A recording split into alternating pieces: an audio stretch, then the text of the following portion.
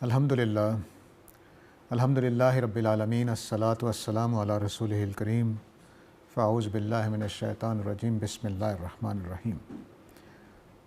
ہم قرآن مجید کی دوسری سورہ البقرہ کا مطالعہ کر رہے تھے کہ رمضان کی وجہ سے درس تھوڑے دنوں کے لیے معطل رہا۔ ہم نے غالباً پہلی 5 آیتیں پڑھ لی تھیں اور 6ٹھی آیت شروع کر لی تھی، لیکن بات مکمل نہیں ہوئی تھی۔ تھوڑا سا خلاصہ کر کے تاکہ جو مہینے بھر کا گیپ ہے اس کے اثرات زائل ہو سکیں۔ سورہ البقرہ جو ہے وہ یہود اہل کتاب کا جو گروپ تھا، جن کو ہم بنی اسرائیل کہتے ہیں، ان سے مخاطب ہے، اور ان کے اندر قرآن مجید کے نازل ہونے کے بعد 3 گروپ پیدا ہو گئے تھے۔ پہلا گروپ وہ تھا جو اپنے متقی ہونے کی وجہ سے قرآن مجید پر ایمان لے آیا، یعنی وہ یہودی ہوتے ہوئے متقی تھے، تو ان کے تقوی کی جو صلاحیت تھی، باتوں کو ماننا، بات کو سمجھ لینا، اپنی غلطی کا اعتراف کر لینا، ان باتوں کی وجہ سے وہ ایمان لے آئے تھے، اور ایمان لانے کے بعد وہ نماز پڑھ رہے تھے، اللہ کی راہ میں خرچ کر رہے تھے، نبی کریم صلی اللہ علیہ وسلم سے پہلے والی باتوں کو بھی مان رہے تھے، اور جو آپ پر نازل ہوئی تھی وہ بھی مان رہے تھے، آخرت پر یقین رکھتے تھے۔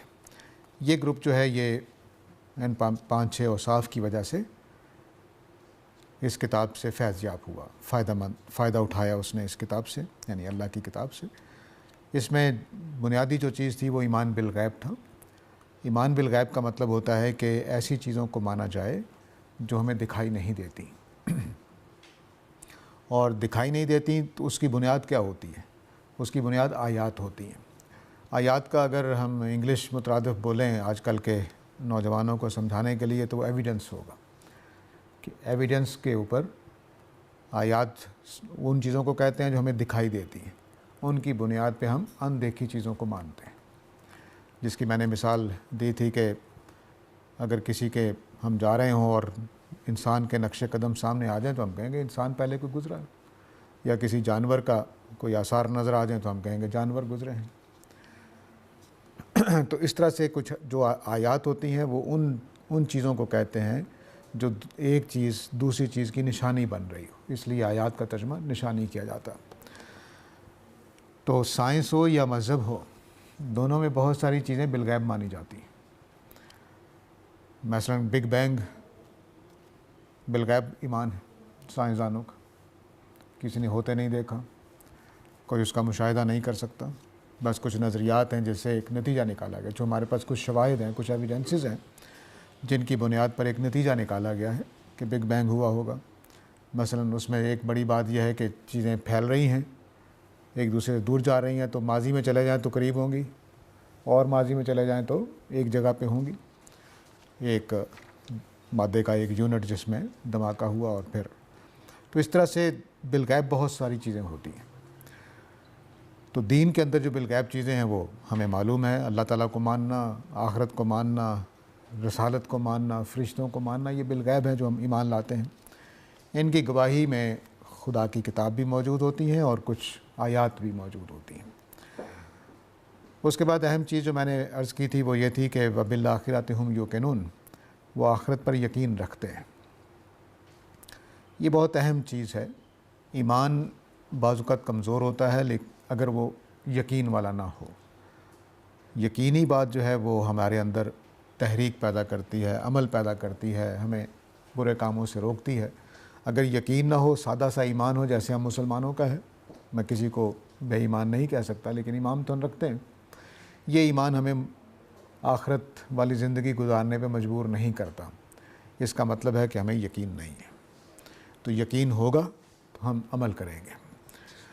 اس کے بعد 5ویں آیت جو ہے وہ بہت ہی اہم بات ہمیں بتاتی ہے، وہ یہ کہ اللہ تعالیٰ نے فرمایا کہ یہ جو گروپ ایمان لے آیا ہے متقین کا، جس نے ان باتوں کو بھی مان لیا ہے جو نبی صلی اللہ علیہ وسلم سے پہلے نازل ہوئی تھیں، اور ان کو بھی مان لیا ہے جو نبی صلی اللہ علیہ وسلم پر نازل ہوئی تھیں، نماز پڑھ رہے ہیں، زکوٰۃ دے رہے ہیں، اور غیب کی چیزوں پر ایمان رکھتے ہیں، یہی لوگ اپنے رب کی طرف سے ہدایت پر ہیں، اور یہی لوگ کامیاب ہوں گے۔ اس پر میں نے اہمیت سے توجہ دلائی تھی کہ ہدی من ربہم بہت اہم بات ہے۔ دین ہدایت ہے، صرف رب کی ہدایت۔ میرے فلسفے، آپ کے فلسفے، میری باتیں آپ کی باتیں یہ خدا کی ہدایت نہیں ہے۔ ہم نے یہ کیمرہ کیسے بنانا ہے، جس سے چاہیں ہدایت لے لیں، کوئی فرق نہیں پڑتا، لیکن ہم نے خدا کی ہدایت جاننی ہے تو وہ صرف رب سے لی جا سکتی ہے، کہ دینی ہدایت جہاں سے لینی ہے وہ صرف اللہ کی ذات ہے اور کوئی ذات نہیں ہے۔ تو اسی کو یہاں بیان کیا ہے، اولئک علی ھدی من ربہم، وہ اپنے رب کی طرف سے آنے والی ہدایت پر ہیں۔ آگے فرمایا اولئک ھم المفلحون، ایسے ہی لوگ کامیاب ہوں گے۔ مطلب کیا نکلا کہ جو اپنے رب کی ہدایت پر نہیں ہے وہ کامیاب نہیں ہوں گے، یہ واضح رہنا چاہیے۔ تو جب بھی کوئی مسلک کے خلاف بات آئے جو میرے مسلک کے خلاف ہے یا میرے معلومات کے خلاف ہے اور پتہ چلے یہ قرآن میں لکھی ہوئی ہے، نبی کریم صلی اللہ علیہ وسلم کی سنت مبارکہ میں ہے، تو فوراً اس کو درست کرنے کی کوشش شروع کر دیں۔ اچھے علماء سے پوچھیں جی میں نے یہ بات سنی ہے کہ واقعی یہ قرآن مجید میں ہے، تسلی ہو جائے تو اپنی پرانی رائے چھوڑ دیجیے تاکہ آپ خدا کی ہدایت پر آ جائیں، اپنے رب کی ہدایت پر آ جائیں۔ تو یہ پہلے گروپ کا تعارف یہاں جو ہے وہ مکمل ہو جاتا ہے۔ گویا صحابہ جو مکہ سے گئے تھے ساتھ وہ تو تھے ہی اس بات پر، یہود میں سے بھی، اہل کتاب میں سے بھی کچھ لوگ اس درجے پہ آ گئے تھے ایمان لا کر کہ اللہ تعالیٰ نے انہیں قبول فرما لیا کہ یہ میری ہدایت پر ہیں اور یہ کامیاب ہوں گے۔ اب آج جہاں سے ہم نے درس شروع کرنا ہے وہ 6 آیت ہے اسی سورہ کی، اس میں دوسرے گروپ کا تعارف ہو رہا ہے۔ فرمایا کہ ان الذین کفروا سواء علیہم انذرتہم ام لم تنذرہم لا یؤمنون، جن لوگوں نے کفر کیا ہے ان کے اوپر برابر ہے کہ آپ ان کو آگاہ کریں یا آگاہ نہ کریں، وہ ایمان نہیں لائیں گے۔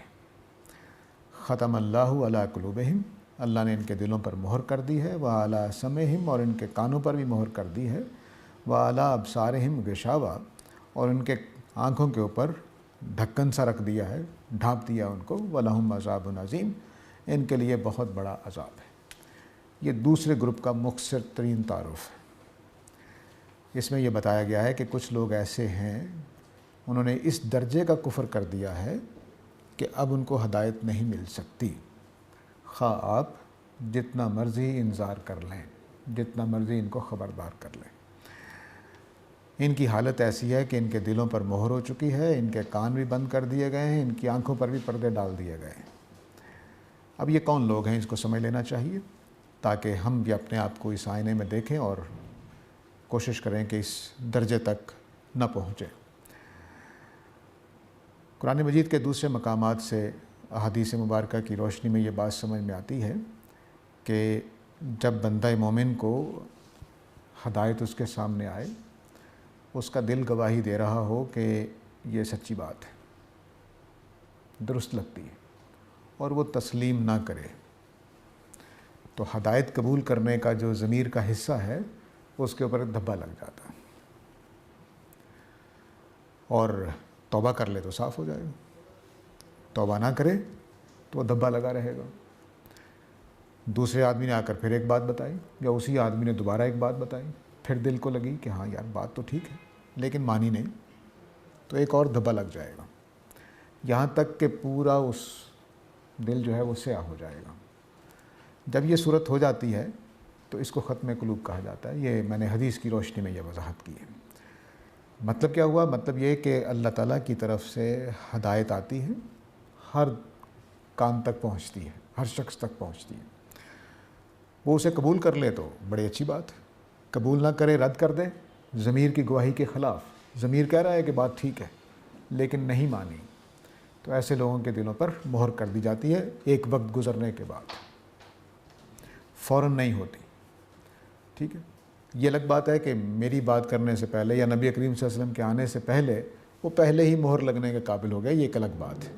اس نے کوئی پہلے ہی اپنی زندگی اس طرح سے گزاری ہوئی ہے کہ اللہ کی طرف سے مہر لگ گئی، تو اب یہ لگتا یہی ہے کہ یہ گروپ جو ہے یہ پہلے ہی ایسی زندگی گزار رہا تھا کہ پہلے ہی مہر لگی ہوئی تھی۔ قرآن مجید اس مہر کو نہیں توڑا کیونکہ وہ خدا کے قانون کے خلاف ہے۔ خدا کا قانون ہدایت یہ ہے کہ میں بات کو ماننے کو تیار ہوں، کانوں سے سننے کو تیار ہوں، دماغ سے سمجھنے کو تیار ہوں، اور دل سے قبول کرنے کو تیار ہوں۔ غلطی واضح ہو تو غلطی کا اعتراف کرنے کو تیار ہو، کم از کم دل ہی میں صحیح، کم از کم دل ہی میں صحیح تیار ہوں، اور اپنے آپ کو درست کرنے پر بھی تیار ہوں، قلب منیب رکھتا ہوں۔ قلب منیب کا مطلب ہوتا ہے کہ غلطی کرنے کے بعد واپس آنے والا۔ بات میں نے سمجھائی، آپ نے مجھے سمجھائی، میں نے پہلے تو تردد کا اظہار کیا، لیکن جب سمجھ میں آ گئی فوراً مان لی۔ غلط راستے سے ہٹ کر واپس صحیح راستے پر آنے والا، ایسے لوگوں کو اللہ تعالیٰ ہدایت دیتے ہیں۔ قرآن میں آگے چل کر ہم پڑھیں گے اسی سورہ میں، میرا خیال ہے 2-3 ہفتوں تک پہنچ جائیں گے۔ اس میں فرمایا کہ میں یہدی بہی کثیرم و یضل بہی کثیرم و یہدی بہی کثیرا وما یضل بہی الا الفاسقین۔ میں نے جو قرآن میں مثالیں دی ہیں، اللہ تعالیٰ فرماتے ہیں کہ ان کے ذریعے سے بہت سارے لوگوں کو گمراہ کرتا ہوں، بہت سارے لوگوں کو ہدایت دیتا ہوں، لیکن گمراہ کن کو کرتا ہوں؟ صرف فاسقین کو۔ اور فاسق کے معنی اس تقوی کے خلاف ہوں گے جو ہم نے شروع میں پڑھا۔ ھدی للمتقین کا الٹ ہے فاسق، جو قرآن میں استعمال ہوا ہے اس سورہ کے اندر، دوسری جگہوں پر دوسرے معنی میں بھی آیا ہے۔ تو فاسق کا الٹ ہے متقین۔ تو اس کا مطلب ہے کہ جو آدمی اپنی غلطی کا اعتراف کرنے کو تیار نہیں ہے وہ فاسق ہے، حق بات کو قبول کرنے کو تیار نہیں ہے، فاسق ہے۔ ایسے لوگوں کے دل پر ہی ختم قلوب ہوتا ہے، ایسے لوگوں پر ہی نبی کریم صلی اللہ علیہ وسلم جیسا نفیس انسان اور قرآن مجید جیسی اعلیٰ کتاب بھی اثر انداز نہیں ہو سکتی۔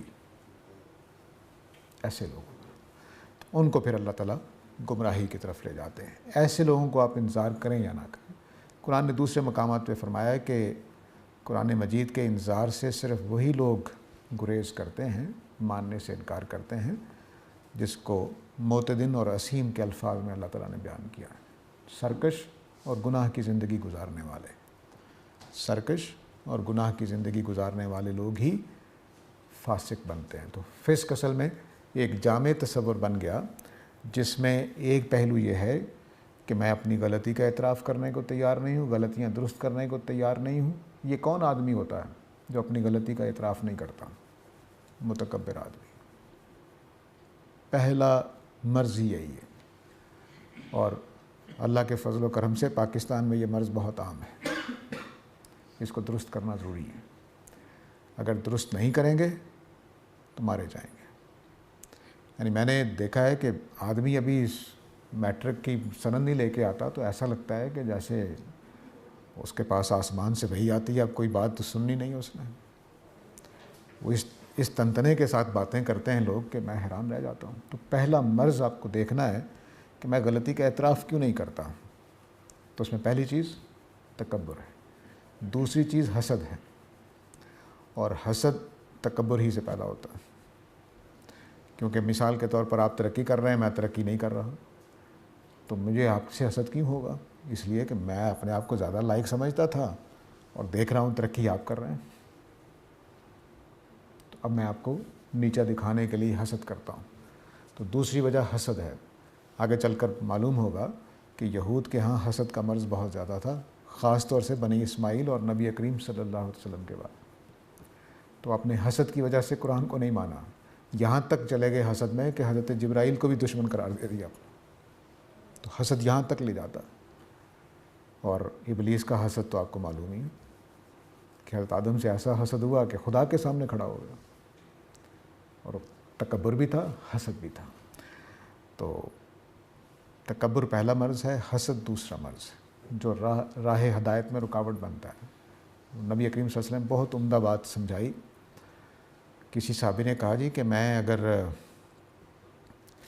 میرا دل چاہتا ہے کہ میرے کپڑے سب سے اچھے ہوں، میرے جوتا سب سے اچھا ہو، تو کیا یہ تکبر ہے؟ تو آپ نے فرمایا نہیں، یہ تو خوبصورتی کو اختیار کرنا ہے، اور اللہ تعالیٰ بھی خوبصورت ہے، تم بھی خوبصورت بنو۔ اس کے بعد فرمایا کہ تکبر یہ ہے کہ بطر الحق و غمت الناس، کہ لوگوں کو حقیر سمجھنا اور حق کا انکار کر دینا۔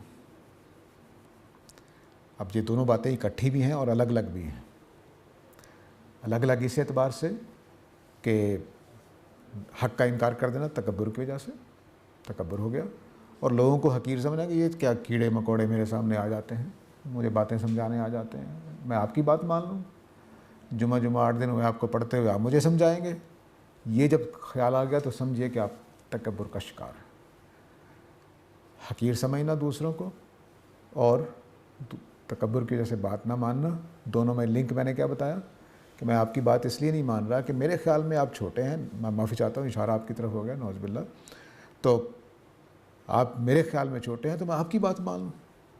عمر میں چھوٹے ہو سکتے ہیں، علم میں چھوٹے ہو سکتے ہیں، تجربے میں چھوٹے ہو سکتے ہیں، میں اس وجہ سے آپ کی، یا سوسائٹی میں جو درجے ہوتے ہیں امیر غریب کے، اس اعتبار سے اگر آپ چھوٹے ہیں تو میں آپ کی بات مان لوں، یا کم از کم میں سمجھتا ہوں کہ آپ چھوٹے ہیں، ہو سکتا ہے آپ مجھ سے بڑے ہوں۔ تو اب جب میں آپ کی بات نہیں مان رہا اس وجہ سے کہ میں تمہاری بات مان لوں۔ نبی کریم صلی اللہ علیہ وسلم پر ایک اعتراض کرتے تھے نا قریش مکہ کہ یہ مکہ اور طائف کی بستیوں میں سے کسی بڑے آدمی کو کیوں نہیں نبوت ملی، اس یتیم نوجوان کو کیوں مل گئی ہے؟ نہیں مانا، ابو جہل نہیں مانا، ابو لہب نہیں مانا۔ تو اس طرح سے تکبر جو ہے، اس کی دونوں چیزیں الگ الگ بھی ہیں کہ میں حق بات کا انکار کر دوں اس وجہ سے کہ میں غلطی اپنی تسلیم کر لوں، تکبر کی یہ نشانی، اور میں آپ کی بات مان لوں، لوگوں کو حقیر سمجھوں، تو یہ آپ کی بات مان لوں حقیر سمجھنے کی وجہ سے میں نہیں مان رہا، تو حقیر سمجھنا لوگوں کو تکبر ہوا، حق کا انکار کرنا اس وجہ سے کہ میں اپنی غلطی مان لوں تکبر ہوا، اور ان دونوں کے بیچ میں لنک یہ ہے کہ میں حق بات کا اس وجہ سے انکار کر دوں کہ ایک حقیر آدمی میرے خیال میں مجھے سمجھانے آ گیا، یہ تکبر ہے۔ تو یہود کے ہاں یہ پوری طرح موجود تھا اور اب پاکستان میں بھی موجود ہے۔ تو اس لیے ایک دوسرے کی بات پہ غور کرنا چاہیے، خاص طور سے جب کوئی اصلاح کرنے آتا ہے یا آپ کو کوئی بات بتاتا ہے تو آپ کا مخلص خیر خواہ ہے۔ اگر کوئی تنقید کرے تو یہ سب سے زیادہ مخلص آدمی ہے۔ پاکستان میں تنقید کرنے والے کو دشمن سمجھا جاتا ہے، حالانکہ وہ محسن ہے، آپ کی غلطی بتا رہا ہے۔ آئینہ دیکھ کر جب آپ صبح کنگھی کرتے ہیں یا جب بھی جتنی دفعہ بھی کرتے ہیں، آئینہ دیکھ کر منہ دھو لیتے ہیں، میلا لگ رہا ہے تو کیا ہو رہا ہوتا ہے؟ آئینہ آپ پہ تنقید کر رہا ہوتا ہے کہ میل کچیل لگی ہے، بال خراب ہوئے ہیں، ٹھیک کر لو۔ یہی کام بندہ مومن کرتا ہے۔ نبی کریم صلی اللہ علیہ وسلم نے کتنے خوبصورت الفاظ میں فرمایا کہ ہر بندہ مومن دوسرے کے لیے آئینے کا کام کرتا ہے۔ تو جو تنقید کرنے آ گیا ہے اس کو سر آنکھوں میں بٹھائیں، اس کی بات پہ غور کریں، اگر وہ بات ٹھیک کہہ رہا ہے تو درست کر لیں اپنے آپ کو، غلط کہہ رہا ہے تو اس وجہ سے اس کو کچھ نہ کہیں کہ کوئی بات نہیں، غلط فہمی ہو سکتی ہے، اس کا شکریہ ادا کریں اور آئندہ اس سے بچنے کی کوشش کریں۔ آپ کا قیمتی دوست ہے، اور جو آپ کی تعریف کرتا رہتا ہے، خوش آمد کرتا رہتا ہے، وہ آپ کا دشمن ہے، لیکن اس کو مارنا نہیں ہے، اس کو بھی، اس کی بات بھی توجہ سے سنیں اور اپنے آپ کے اندر تکبر نہ پیدا ہونے دیں، کیونکہ اس طرح کی تعریف سے تکبر پیدا ہو جاتا ہے ہمارے اندر۔ تو یہ لوگ تھے جو ان کے اوپر بات اثر نہیں کرتی، جو تکبر والے ہوتے ہیں، حسد والے ہوتے ہیں، ان کے اوپر بات اثر نہیں کرتی۔ عربوں کے ہاں ایک اور چیز تھی جو ہمارے ہاں نہیں ہے، وہ قبیلے کا نظام تھا، وہ بھی راہ حق میں رکاوٹ بن جاتا تھا۔ اس میں یہ ہوتا تھا کہ اچھا سارے لوگ یہ بات کہہ رہے ہیں، میں کیسے اس طرح کر لوں، اپنے قبیلے کے خلاف چلا جاؤں، وہ اپنے قبیلے کے نظریے کو چھوڑ دوں، یہ بھی ایک ہوتا تھا، لیکن وہ ہمارے یہاں نہیں ہے، اس لیے ہم اس کے اوپر زیادہ تفصیل سے بات نہیں کرتے۔ تو اب فرمایا کہ جو لوگ جنہوں نے کفر کر دیا ہے اہل کتاب میں سے، یہ قریش میں بھی ایک گروپ ایسا تھا، ابو جہل اور ابو لہب، اور یہود میں سے بھی ایک ایسا گروپ تھا کہ جو اس درجے میں کفر پر پڑا ہوا تھا کہ اللہ تعالیٰ نے فرمایا کہ آپ ان کو آگاہ کریں یا نہ کریں، ان کے لیے برابر ہے، یہ ایمان نہیں لائیں گے کیونکہ اللہ نے ان کے دلوں پر مہر کر دی ہے۔ اب یہاں ایک سوال آپ کے ذہنوں میں پیدا ہو سکتا ہے کہ اللہ تعالیٰ یہ زبردستی کیوں کرتے ہیں کہ دلوں پہ مہر کر دی ہے؟ یہ اللہ تعالیٰ زبردستی نہیں کرتے، اپنے قوانین کے مطابق کرتے ہیں، جس کی میں نے ابھی دل کی سیاہی کے حوالے سے مثال دی آپ کو۔ اللہ تعالیٰ نے ایک ہر آدمی کے لیے، ہر قوم کے لیے، ہر نسل کے لیے، ہر علاقے کے لیے ایک ہی قانون رکھا ہوا ہے۔ وہ ابو جہل ابو بکر صدیق رضی اللہ عنہ والا عمل کرتا تو ہدایت پا لیتا، اس نے نہیں کیا تو نہیں پائی۔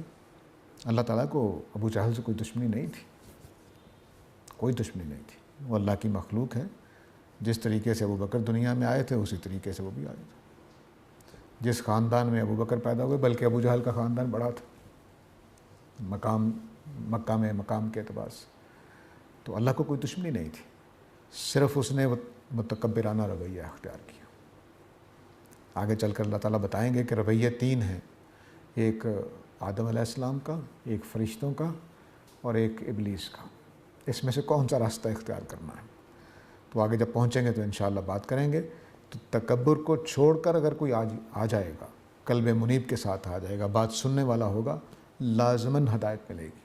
اللہ تعالیٰ نے اس کو بیان کیا ہے کہ جو میرے راستے میں جد و جہد کرتا ہے میں لازماً راستے کھولتا ہوں، لیکن یہ وعدہ کہیں نہیں کیا کہ جو کمانے کی جد و جہد کرتا ہے لازماً امیر بنا دوں گا، نہیں کیا۔ اس کا ضابطہ دوسرا ہے، اس کا ضابطہ دوسرا ہے۔ ہدایت لازماً ملے گی، اور جو ہدایت کے لیے جد و جہد نہیں کرے گا لازماً محروم رہے گا، یہ ضابطہ ہے۔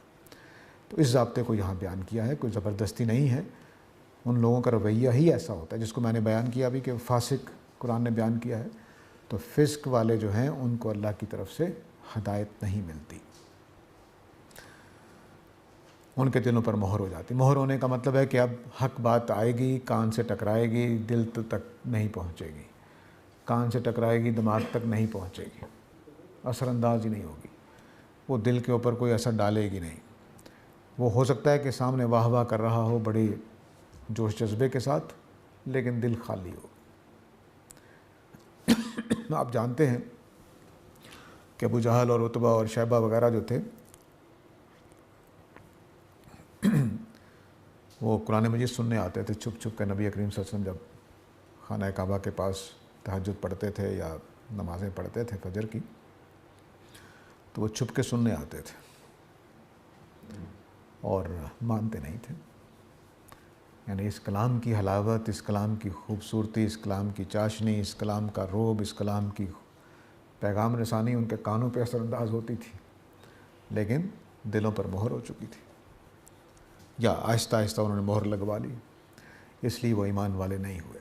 تو یہ میرا رویہ ہے جو اللہ کی ہدایت سے مجھے محروم کر دیتا ہے۔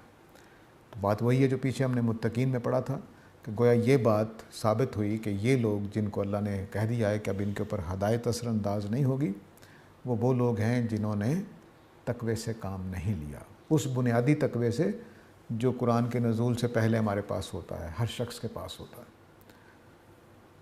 اس سے کام نہیں لیا، اس کو برباد کر دیا۔ تو ایسے لوگ کفر کی حالت میں فوت ہو جاتے ہیں، ان کو اللہ کی ہدایت نصیب نہیں ہوتی۔ تو گویا یوں سمجھ لیجیے کہ ایک گروپ متقین کا زیر بحث آ گیا جو یہود میں سے متقین تھے، اور دوسرا گروپ ان کا زیر بحث آ گیا جو یہود میں سے متقین نہیں تھے۔ ان کے بارے میں بتا دیا کہ ان کو قرآن فائدہ نہیں دے گا، قرآن ان کو ہدایت عطا نہیں کر سکے گا۔ قرآن کی خامی نہیں ہے، ان کے اندر یہ عیب کی وجہ سے، ٹھیک ہے۔ یہاں پر دوسرے گروپ کا تعارف جو ہے وہ مکمل ہوتا ہے 7ویں آیت پر۔ 8ویں آیت سے آگے سورہ کے اختتام تک تیسرا گروپ ہے یہود کا۔ یہ گروپ جو ہے یہ دانشوروں کا گروپ ہے۔ ان کا کہنا یہ ہے کہ آپ ہمارا ایمان مان لیں، ہم آپ کا ایمان مان لیتے ہیں، ہم حضرت موسیٰ پر تو ایمان رکھتے ہی ہیں نا، محمد صلی اللہ علیہ وسلم پر ایمان نہیں لائیں گے تو کیا فرق پڑے گا، مان لیں۔ اب قرآن نے ان کی دانش کو مخاطب بنایا ہے اور پوری سورہ میں پھر بتایا ہے کہ تمہاری دانش کیا کہتی ہے اور اللہ کا دین کیا کہتا ہے، ٹھیک ہے۔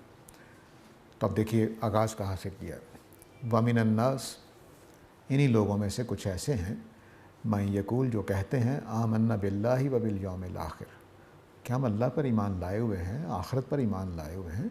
اللہ کا تبصرہ ہے وما ہم بمؤمنین، یہ ایمان والے نہیں ہیں۔ وہ کیا کہہ رہے ہیں کہ اللہ تعالیٰ فرما رہے ہیں کہ ان لوگوں میں سے کچھ ایسے بھی ہیں کہ جو کہتے ہیں ہم اللہ پر ایمان لائے ہیں اور آخرت پر ایمان، لیکن انہوں نے رسول کا ذکر نہیں کیا۔ دانش اس کو کہتے ہیں۔ عصر حاضر کی دانش بھی ایسی ہے، وہ ایسے خوبصورت جملے بنائیں گے کہ آپ پکڑ نہیں سکیں گے، لیکن پیچھے کچھ باتیں چھپی ہوئی ہوتی ہیں۔ وہ کہہ رہے ہیں ہم اللہ پر بھی ایمان رکھتے ہیں، آخرت پر ایمان رکھتے ہیں، مان لیں۔ اللہ تعالیٰ فرما رہے ہیں کہ وما ہم بمؤمنین، یہ ایمان والے نہیں ہیں۔ یخادعون اللہ والذین آمنوا، یہ اللہ کو بھی دھوکہ دینے کی کوشش کر رہے ہیں اور ایمان والوں کو بھی۔ یہ جملہ بول کر کہ ہم اللہ کو مانتے ہیں، آخرت کو مانتے ہیں، مان لو ہمیں بھی مسلم، ہمیں کیوں کافر کہہ رہے ہیں آپ؟ ہم اللہ کو ہی مانتے ہیں، آخرت کو ہی مانتے ہیں۔ اللہ تعالیٰ کہہ رہے ہیں نہیں میں نہیں مانوں گا۔ کیوں؟ کیونکہ یہ جملہ بول کر وہ دھوکہ دے رہے ہیں۔ یخادعون اللہ والذین آمنوا، فرمایا وما یخدعون الا انفسهم وما یشعرون، یہ اللہ کو کیا دھوکہ دیں گے اور مومنین کو کیا دھوکہ دیں گے؟ اس طرح کی بیوقوفی کرنے والے اپنے آپ کو دھوکہ دیتے ہیں۔ اب یہ آج بھی ہمارے درمیان میں کچھ ایسے لوگ ہوتے ہیں، میں جو باتیں کر رہا ہوں وہ دوسروں پر تبصرے نہیں، اپنا جائزہ لینے کے لیے ہونا چاہیے کہ کہیں ہم اس میں سے تو نہیں آتے، اس گروپ میں سے تو نہیں آتے ہیں، ٹھیک ہے، دوسروں کا معاملہ ہمارا نہیں ہے۔ ہاں کوئی ہمارے پاس آ جائے گا سمجھنے سمجھانے کے لیے وہ ایک الگ بات ہے، لیکن پہلا کام یہ ہے کہ اس آئینے میں جو قرآن مجید جہاں ہمیں دکھا رہا ہے ہم اپنا جائزہ لیں کہ ہم یہود کے ان 3 گروپوں میں سے کس میں آتے ہیں؟ متقین میں آتے ہیں، ختم قلوب والوں میں آتے ہیں، یا ان دانشوروں میں آتے ہیں؟ عام طور سے ان کو منافقین کہا جاتا ہے، لیکن یہ منافقین نہیں ہیں، کیونکہ منافق جو ہے وہ اپنا ایمان چھپاتا ہے۔ یہ تو کھلے کھلے لفظوں میں آگے چل کر آئے گا کہ کیا ہم ان احمقوں کی طرح ایمان لیں؟ نعوذ باللہ صحابہ کی طرف وہ کہہ رہے تھے۔ تو ایسے لوگ دانشور ہیں، وہ کہتے ہیں کہ نہیں ہم عقل مندوں کی طرح ایمان لائیں گے، ان سادہ لوگوں کی طرح کیسے ایمان لے آئیں؟ ٹھیک ہے، تو پہلا ان کا جملہ یہ تھا کہ اللہ تعالیٰ نے کہا کہ انہی لوگوں میں سے کچھ لوگ وہ ہیں جو کہتے ہیں کہ ہم اللہ اور آخرت پر ایمان لائے، حالانکہ یہ ایمان والے نہیں ہیں، یہ اللہ اور ایمان والوں کو دھوکہ دینا چاہتے ہیں۔ اس طرح کے جملے بول کر ان کو سمجھ نہیں آ رہی، یہ اللہ کو یا مومنوں کو دھوکہ نہیں دے رہے بلکہ اپنے آپ کو دھوکہ دے رہے ہیں۔ اپنے آپ کو دھوکہ دینے کا کیا مطلب ہوا؟ میں جب جھوٹ بول کر کہوں گا کہ جی میں نے بات آپ کی مان لی جی سمجھ گیا، تو نقصان کس کو ہونا ہے؟ مجھے ہی ہونا ہے۔ اگر میں سچی بات کو سچے طریقے سے مانوں گا تو فائدہ مجھے ہوگا، ٹھیک ہے۔ تو فرمایا کہ یہ اپنے آپ کو دھوکہ دے رہے ہیں، نہ اللہ کو دے رہے ہیں۔ میں نے ترجمہ جو کیا ہے سادہ ترجمہ تو یہی ہونا چاہیے، اللہ کو دھوکہ دے رہے ہیں اور مومنوں کو، میں نے کہا ہے کوشش کر رہے ہیں، کیونکہ اللہ کو دھوکہ نہیں دیا جا سکتا، دھوکہ دینے کی کوشش کر رہے ہیں۔ فی قلوبہم مرض، ان کے دلوں میں ایک روگ ہے، بیماری ہے۔ فزادہم اللہ مرضا، تو اب اللہ نے ان کے مرض میں اضافہ کر دیا ہے۔ وَلَهُمْ عَذَابٌ علیم، ان کے لیے بہت دردناک عذاب ہے۔ یہ مرض کون سا ہے؟ منافقت، حسد، تکبر، کون سا ہے؟ آگے چل کر معلوم ہوگا کہ یہ تکبر کا مرض ہے، حسد کا مرض ہے، جو آگے قرآن نے بیان بھی کر دیا لفظ حسدًا من عند انفسہم، کہ ان کے دلوں کے اندر جو حسد ہے اس کی وجہ سے نہیں مان رہے، یا یہ بیان کر دیا آگے قصہ آدم و ابلیس میں کہ تکبر جو ہے وہ حق کو قبول کرنے میں رکاوٹ بنتا ہے۔ تو یہ چیزیں جو ہیں یہ فی قلوبہم مرض سے مراد یہی ہے کہ ان کے دلوں میں روگ ہے، یعنی یا حسد ہے یا تکبر ہے۔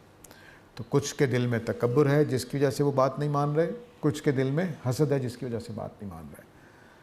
تکبر عوام میں تھا اور لیڈروں میں تھا، لیکن حسد صرف لیڈروں میں تھا۔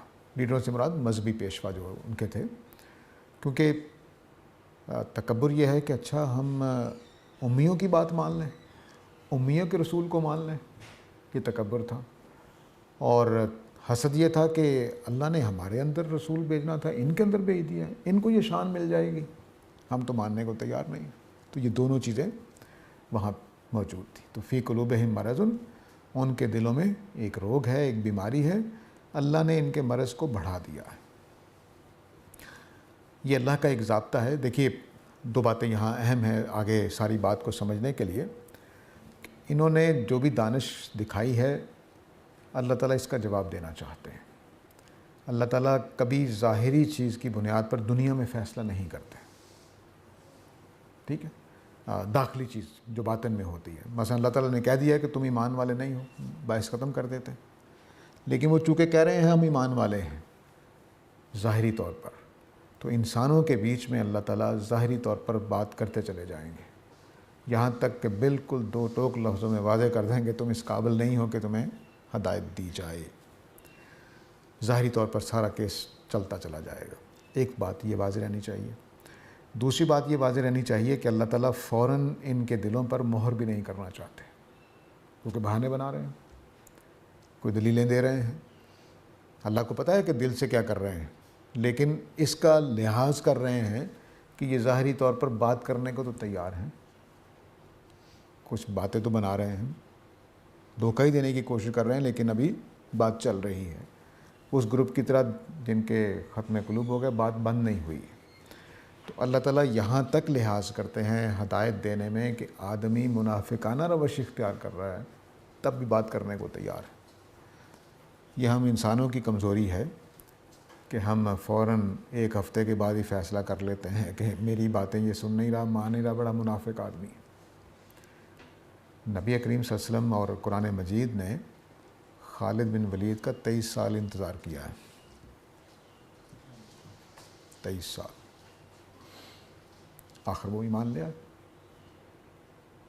تو ہمیں بھی تا حیات انتظار کرنا چاہیے، بات کرتے رہنا چاہیے جو سن رہا ہے۔ جو نہیں سن رہا وہ ایک الگ بات ہے، ہم زبردستی نہیں سنا سکتے، وہ اللہ کے رسول کو بھی اجازت نہیں تھی زبردستی سنانے کی، لیکن جب تک وہ جیتا ہے ہماری بات سن رہا ہے، خواہ منافقانہ طریقے سے سن رہا ہو، خواہ مومنانہ طریقے سے سن رہا ہو، ہمارا کام ہے اپنا کام کرتے رہنا۔ تو اگر 23 سال خالد بن ولید جیسے ذہین انسان کو لگ سکتے ہیں، تو ہمارے ہاں کا کوئی ذہین ایسے لازم تھوڑا ہی ہے کہ ہوں گے حضرت عمر کی طرح یا ابوبکر صدیق کی طرح پہلے دنوں میں ایمان لے آئیں۔ تو کچھ خالد بن ولید ہوں گے، کچھ ابوبکر ہوں گے، کچھ عمر ہوں گے۔ اب حضرت عمر دیکھیے 2 سال انہوں نے بات کان میں لگائی نہیں کہ وہ کی بات سن لیں، پتہ چلا کہ بہن مومن ہو گئی ہیں، پہلی ایک دفعہ ہی سنا اور ڈھیر ہو گئے۔ یعنی وہ بھی صدیق ہیں، حقیقت میں دیکھا جائے تو وہ بھی صدیق ہے، قبائلی نظام کی وجہ سے وہ سن نہیں رہے نبی صلی اللہ علیہ وسلم کو، لیکن جیسے ہی بہن نے قرآن کا ایک حصہ سنایا ہے بس ساری مزاحمت ختم ہو گئی۔ تو ایسا ضروری نہیں کہ سارے لوگ ابو بکر و عمر جیسے ہوں، کچھ لوگ ایسے بھی ہو سکتے ہیں کہ خالد بن ولید اور ابو سفیان جیسے ہوں، 22-23 سال لگ جائیں، 40 سال لگ جائیں، 50 سال لگ جائیں۔ تو ہمیں فتویٰ نہیں دے دینا چاہیے کہ یہ تو گمراہ ہو گیا، یہ کافر ہو گیا، یہ منافق ہو گیا، نہیں، یہ اللہ کا فیصلہ ہے، میرا آپ کا فیصلہ نہیں ہے۔ تو فرمایا میں نے ان کے مرض کو بڑھا دیا۔ مرض کو بڑھانے کا مطلب یہ ہے کہ حسد ان کا بڑھتا چلا جائے گا، تکبر ان کا بڑھتا چلا جائے گا، اس کے اوپر ان کو روکا نہیں جائے گا۔ یہ بھی اللہ کا ایک قاعدہ ہے کہ دنیا کا نظام بھی کچھ اسی طریقے سے چلتا ہے، لیکن ہدایت کا نظام یہ ہے کہ اگر کوئی آدمی جتنا ہدایت سے بھاگے گا اللہ تعالیٰ اس کو مہلت دیتے رہتے ہیں، بھاگتا رہے۔ اسی طرح حدیثوں سے معلوم ہوتا ہے اور قرآن سے بھی معلوم ہوتا ہے کہ اگر کوئی خدا کی طرف بھاگے گا تو کوئی ایک قدم اٹھائے گا تو اللہ تعالیٰ 2 قدم اس کے قریب آتے ہیں، ٹھیک ہے؟ ایسا ہی یہاں پر ہے، لیکن وہاں برابر رکھتے ہیں۔ اگر کوئی 1 قدم دور گیا تو 1 قدم، اگر کوئی 3 قدم دور گیا تو 3 قدم، اس کو خود نہیں بڑھاتے کہ میں وہ 3 قدم گیا تو میں 6 قدم پیچھے چلا جاؤں، نہیں۔ تو اس سورہ میں یہ جو تیسرا گروپ ہے، اس بات کی علامت ہے کہ وہ بھاگنا چاہ رہے ہیں، اللہ تعالیٰ بھاگنے نہیں دے رہے۔ بھئی بات سن لو، کر لیتے ہیں بات، کرتے چلے جاتے ہیں، کرتے چلے جاتے ہیں، کرتے چلے جاتے ہیں، یہاں تک کہ پھر وہ وقت آ جاتا ہے کہ اللہ تعالیٰ کہتے ہیں کہ اب میں تم سے لے کر محمد صلی اللہ علیہ وسلم اور ان کے ماننے والوں کو یہ ذمہ داری دے رہا ہوں جو ابراہیم علیہ السلام کو دی تھی۔ تو چلتے رہتے ہیں اللہ تعالیٰ۔ تو خالد بن ولید کا انتظار 23 سال جاری رہتا ہے، آخر وہ ایمان لے آتے ہیں۔ تو فرمایا کہ ان کا مرض بڑھتا چلا جائے گا، اور جب مرض بڑھ جائے گا اس قابل ہو جائیں گے جو پہلے گروپ میں دوسرے گروپ میں چلے گئے، اگر یہ بھی چلے جائیں گے تو وَلَهُمْ عَذَابٌ علیم، ان کے لیے بہت دردناک عذاب ہے۔ دردناک عذاب اوپر عذاب عظیم آیا تھا کہ ختم قلوب۔ دیکھیے 2-3 چیزیں قرآن مجید کے اسالیب کے بارے میں عرض کر دوں۔ اللہ تعالیٰ مرض کے لحاظ سے تبصرہ کرتے ہیں کہ اگر تکلیف دہ رویہ اختیار کیا ہے کسی نے تو اس کے لیے عذاب علیم کا ذکر آئے گا، اگر کسی نے بہت بڑی حرکت کر دی ہے تو اس کے لیے عذاب عظیم کا لفظ آئے گا۔ تو جو آدمی دھوکہ دینا چاہتا ہے، مسلمانوں کو ڈی گریڈ کرنا چاہتا ہے، وہ تکلیف کا باعث بن رہا ہے، اس لیے فرمایا کہ ان کے لیے عذاب علیم ہوگا، یعنی تکلیف دہ عذاب ہوگا۔ کس وجہ سے؟ بما کانوا یکذبون، اس وجہ سے کہ یہ جھوٹ بولتے ہیں۔ اب دیکھو اس آیت کو اگر الگ سے لے لیں تو آپ اتنا بڑا نتیجہ نکال دیں گے کہ ہر جھوٹ بولنے والا اس کو عذاب علیم ہوگا. نکال دیں گے نا. سیاق و سباق میں رکھ کے دیکھیں جس طرح سے کلام چل رہا ہے. تو وہ لوگ جو یہ کہتے ہیں جھوٹ کہ ہم آخرت اور اللہ پر ایمان رکھتے ہیں، ان کے بارے میں جملہ بولا جا رہا ہے. ہر جھوٹے کے بارے میں نہیں بولا جا رہا. جھوٹ بولنا گناہ ہے، اس میں کوئی شبہ نہیں ہے، لیکن میں نے چھوٹا موٹا جھوٹ بول دیا، آپ کہتے ہیں تم عذاب علیم میں ڈالے جاؤ گے، یہ مطلب نہیں ہے. وہ لوگ جو نبی صلی اللہ علیہ وسلم کو اور صحابہ کو اور اللہ کو دھوکہ دینے کی کوشش کرتے ہوئے جملہ بول رہے تھے کہ ہم اللہ اور آخرت پر ایمان لائے ہیں، یہ جھوٹا جملہ تھا. اس پر فوراً اللہ نے تبصرہ کیا کہ وما ہم بمؤمنین، یہ ایمان والے نہیں ہیں. اس جھوٹ کے اوپر عذاب علیم ہوگا کہ کوئی آدمی اللہ کے رسول کے مقابلے میں اللہ کو دھوکہ دینے کی کوشش کرے، اللہ کے رسول کو دھوکہ دینے کی کوشش کرے، تو اس کو اللہ تعالیٰ عذاب علیم میں مبتلا کریں گے. تو جھوٹ کی نوعیت ہے. جھوٹ اپنی نوعیت کے اعتبار سے خدا کو جھوٹ بولنے کی کوشش کرنا، خدا کے آگے اکڑنے کی کوشش کرنا، یہ میرا آپ کے آگے اکڑنا بھی جرم ہے، لیکن خدا کے آگے اکڑ جانا یہ تو کبیرہ گناہ ہو گیا. تو اس کی سزا بھی پھر اسی اعتبار سے ملے گی. تو اب ہر اکڑنے کو ہم اب بدر میں اکڑ کر چلنا پسند کیا گیا، لیکن رسول کے مقابلے میں اکڑ جانا، ماں باپ کے مقابلے میں اکڑ جانا، حق کے مقابلے میں اکڑ جانا پسند نہیں کیا جائے گا، لیکن ان کے درجات ہوں گے.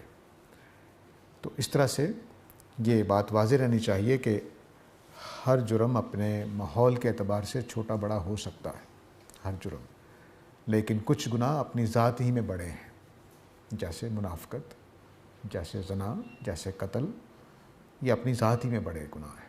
شرک، ان کو حالات کی وجہ سے فرق نہیں پڑتا، ٹھیک ہے، لیکن کچھ گناہ ایسے ہوتے ہیں جو درجوں میں بٹ سکتے ہیں. جھوٹ ہلکا سا، جھوٹ بھاری قسم کا، جھوٹ ایسا جو منافقت تک چلا جائے، جھوٹ ایسا جو لوگوں کو نقصان پہنچانے والا ہو، تو اس کا جرم بڑھتا چلا جائے گا.